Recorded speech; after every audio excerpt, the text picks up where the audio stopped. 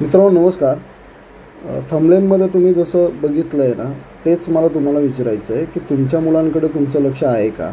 किंवा तुमचे मुले सुट्टींमध्ये काय करत आहेत? तर माझ्याकडे काही आज लहान मुलं आली होती. आज त्यांचं अभिप्राय तुम्ही बघा. सर तुम्ही कुठून आलात? वरुडे वापगाव. हा का? आमची माहिती तुम्हाला कुठून भेटली? शिंदे ॲग्रो फार्मची गुगल पे ना. आमची पिल्लांची क्वालिटी तुम्हाला कशी वाटली? चांगली.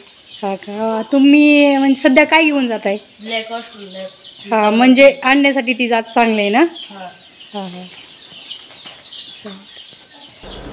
मित्रांनो ही 14 ते 16-17 वर्षाची पोरं आहेत. ही माझ्याकडे आली फार्ममध्ये. त्यांनी सगळे माझे फार्मचे इम्पोर्टेड म्हणा, ब्लॅक ऑस्ट्रेलिया म्हणा, कडक म्हणा, सगळं काय माझं फार्म यांनी फिरले.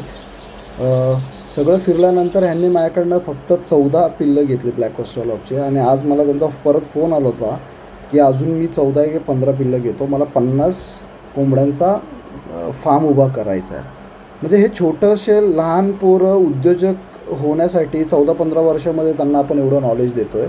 तर हेच जर नॉलेज, कुठल्या वेगवेगळ्या गोष्टींचं नॉलेज, फक्त उद्योजक बनण्याचं नॉलेज, हे जर आपल्याला स्कूलमध्ये किंवा शाळेमध्ये जर भेटलं तर आपली नवीन पिढी जी आहे ही खूप मोठे जाईल. ह्याच्यावर तुम्ही विचार केला पाहिजे.